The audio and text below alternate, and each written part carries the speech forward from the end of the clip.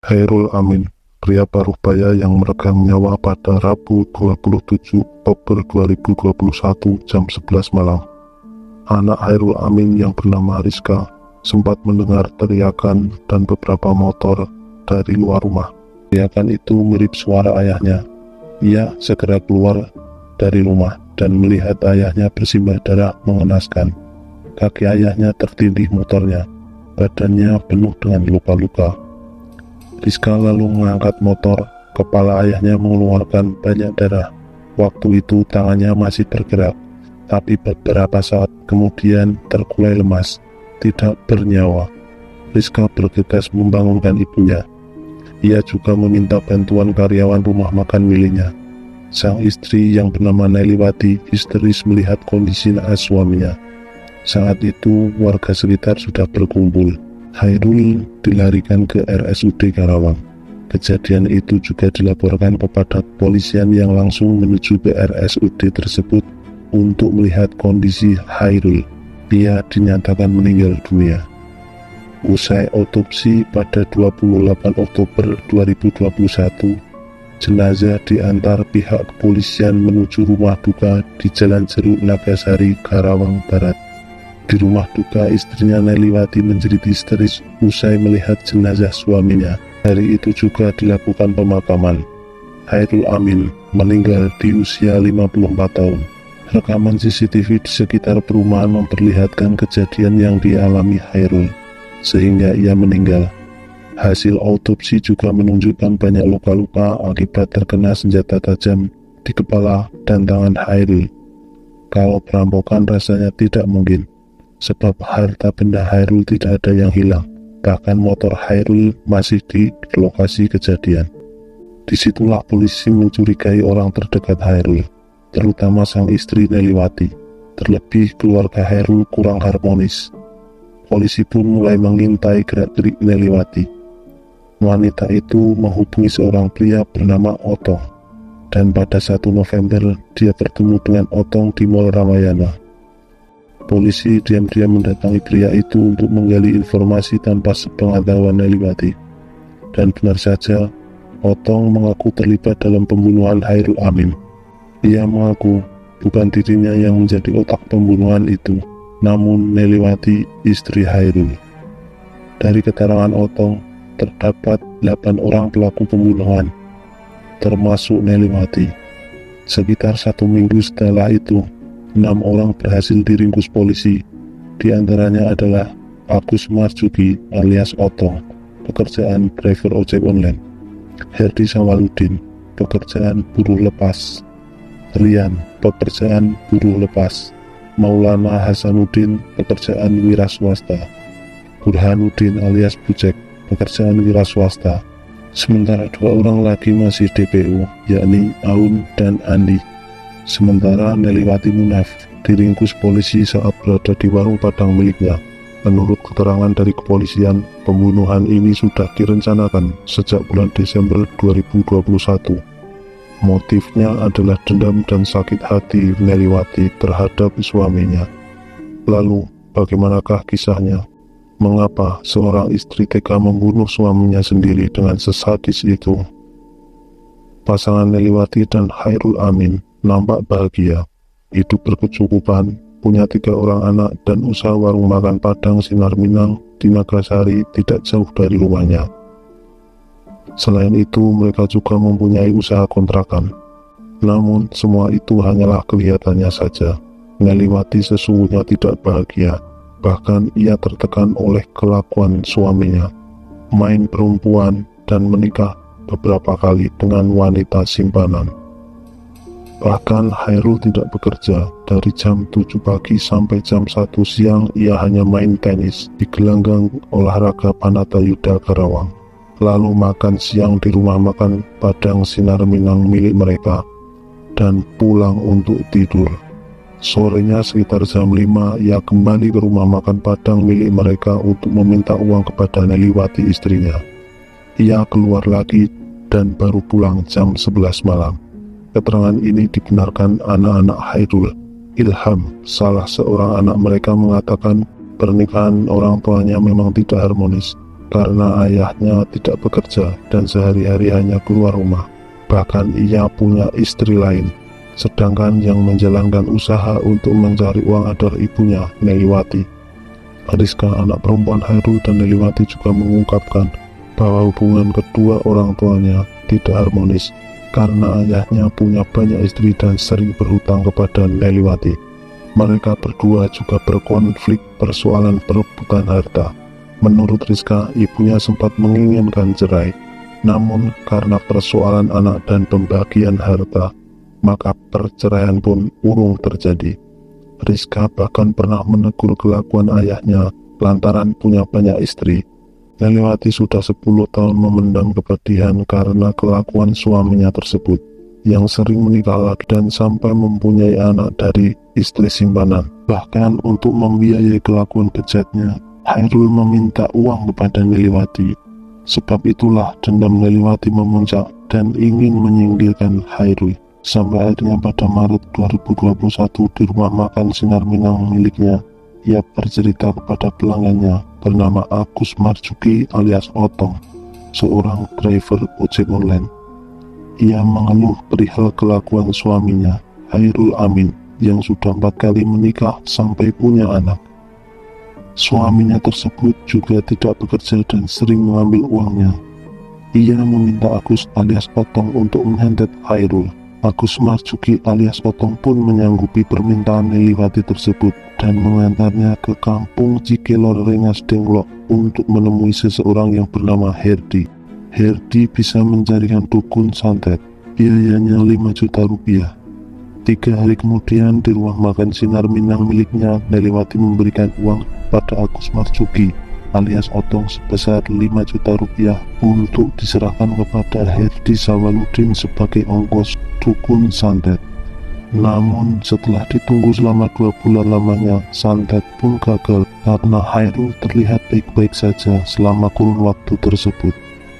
Agus Otong pun membawa Neliwati kembali menemui Herdi Sawaludin. Herdi pun menyarankan kepada Neliwati menyewa seseorang untuk membunuh Hairul. Ada orang yang bersedia melakukannya, yaitu Iskandar. Biayanya 30 juta rupiah, kata Herdi. Neliwati pun menyanggupi. Ia pun memberikan 10 juta rupiah untuk pembayaran awal. Ia juga menandatangani surat kesepakatan bahwa ia akan menanggung kebutuhan hidup pelaku pembunuhan beserta keluarganya apabila suatu saat sesuatu yang berkaitan dengan hukum menimpa mereka. Nah, kemudian Otong, Herdi, dan Iskandar pun mulai beraksi. Mereka pun memantau kegiatan Hairul di Gor Panatayuda, tetapi rencana membunuh mereka belum juga dilakukan. Mereka merasa membutuhkan tambahan orang untuk melakukan aksinya. Herdi dan Iskandar pun mengenalkan keempat temannya kepada Otong, yaitu Rian, Burhanuddin alias Bucek, Aun, Samsudin, dan Andi. Namun seminggu kemudian Herdi memberitahukan kepada Otong bahwa uang 10 juta rupiah yang diberikan Neliwati dibawa kabur oleh Iskandar. Namun kejadian itu tidak merubah rencana mereka. Bahkan Iskandar digantikan oleh seseorang bernama Maulana. Pada September 2021 sekitar jam 9 malam di Gor Panatayuda, 7 orang ini pun menyusun rencana. Awalnya permintaan dari Neliwati, pembunuhan dilakukan seolah-olah pencurian di rumah. Namun Herdi memberikan usulan agar pembunuhan seolah-olah Hairul menjadi korban pembegalan. Mereka pun sepakat pembegalan Hairul dilakukan 2 kali, namun gagal. Karena saat itu kondisi sedang ramai. Pada Rabu 27 Oktober 2021 sekitar jam 7.30 malam, Neliwati lewat telepon memberitahukan kepada Otong bahwa Hairul berada di kedai ayam bakar di Gor Panatayuda. Otong pun segera mengintai Hairul. Bahkan dia pura-pura membeli air mineral ke dalam kedai. Otong segera memberitahu ke 6 temannya yang lain. Lalu mereka melakukan pengintaian di sebuah minimarket dekat Gor Panatayuda sambil menunggu Hairul pulang. Tibalah waktunya, sekitar jam 11 malam, Hairul pun pulang menuju rumahnya yang tidak jauh dari situ. Mereka lantas membuntuti Hairul. Otong dan Aun mencoba menghalau laju dari motor Hairul, namun gagal. Bujek dan Andi mencoba mengejar Hairul namun kalah cepat. Otong dan Aun pun tidak menyerah. Dia mengejar sampai akhirnya berhasil memepet Hairul. Aun langsung membacok Hairul dengan sebilah golok beberapa kali mengenainya. Lokasi kejadian ini hanya beberapa meter tidak jauh dari rumah Hairul. Hairul mencoba menangkis namun ia terjatuh dari motor sampai motornya menindih dirinya. Lian pun menikam dengan badik berkali-kali. Tugas pun selesai. Para pelaku segera meninggalkan lokasi tersebut. Itulah kronologi pembunuhan Hairul Amin. Dalam persidangan, selain anak-anak dari Hairul dan Neliwati, juga dihadirkan seorang bernama Asep. Ia adalah RT di wilayah tempat tinggal Hairul. Ia mengaku sudah 20 tahun mengenal Hairul. Dalam keterangannya, keluarga Hairul tidak harmonis karena Hairul suka main perempuan dan mempunyai banyak istri simpanan. Bahkan Pak RT pernah dikenalkan dengan seorang istri simpanan Hairul. Ezrina, kakak kandung Hairul, juga menjadi saksi di persidangan itu. Ia mengatakan bahwa dirinya mengetahui pembunuhan itu dari anak kandung Hairul. Selanjutnya pada Kamis 28 Oktober sekitar jam 6 pagi, ia mendatangi di rumah duka. Di sana ia bertemu dengan Neliwati, ketiga anaknya serta keluarga lainnya. Mereka masih menunggu jenazah Hairul yang masih diautopsi di RSUD Karawang. Perasaan Ezrina tidak enak karena mendengar kematian Hairul diduga dibunuh. Sekitar jam 12 siang, tibalah jenazah Hairul dengan diantar ke polisian. Menurut kesaksian Ezrina, waktu itu Neliwati sempat membuka bagian wajah Hairul lalu histeris dan menangis. Hari itu juga jenazah Hairul Amin dimakamkan. Namun anehnya, Neliwati menginginkan laporan di kepolisian segera dicabut karena besarnya biaya untuk mengurus kasus itu. Ezrina seketika heran dan merasa janggal. Hairul adalah Ketua Persatuan Keluarga Daerah Pariaman atau PKDP. Ezrina pun mendatangi pengurus PKDP untuk meminta bantuan agar kasus pembunuhan Hairul tetap bisa diproses.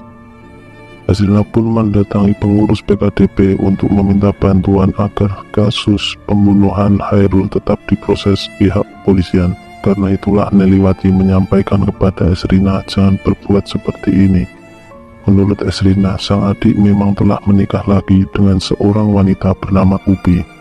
Hairul pernah mengenalkan Upi dan anaknya yang saat itu berusia 2 tahun kepada Ezrina. Ezrina juga berkata sekitar tahun 2018 di rumah makan Sinar Minang miliknya, Hairul memberitahukan kepadanya bahwa ia telah menikah lagi dan mempunyai 1 orang anak lainnya. 3 bulan sebelum kejadian pembunuhan itu, Hairul pernah mengatakan kepada Ezrina, dia telah bercerai dari istri ketiganya.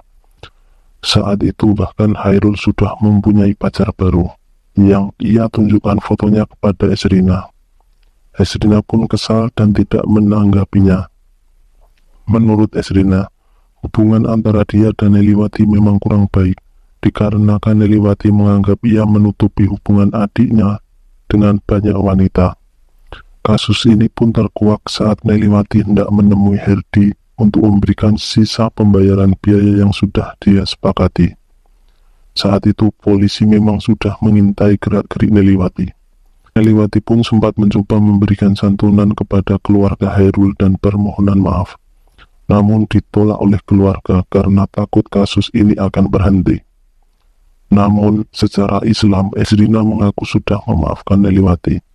Dan juga ia meminta pembagian harta untuk wakaf almarhum dan istri-istrinya yang lain. Di persidangan, anak Hairul dan Neliwati yaitu Ilham dan Rizka mengaku sudah memaafkan ibunya dan meminta agar ibunya dihukum dengan hukuman seringan-ringannya. Pada September 2022, akhirnya majelis hakim menjatuhkan vonis 13 tahun penjara untuk semua tersangka, termasuk Neliwati sebagai otak pembunuhan. Begitulah kronologi tentang pembunuhan Bos Sinar Minang. Semoga kita dijauhkan dari perbuatan-perbuatan yang akan merugikan diri kita sendiri dan orang lain.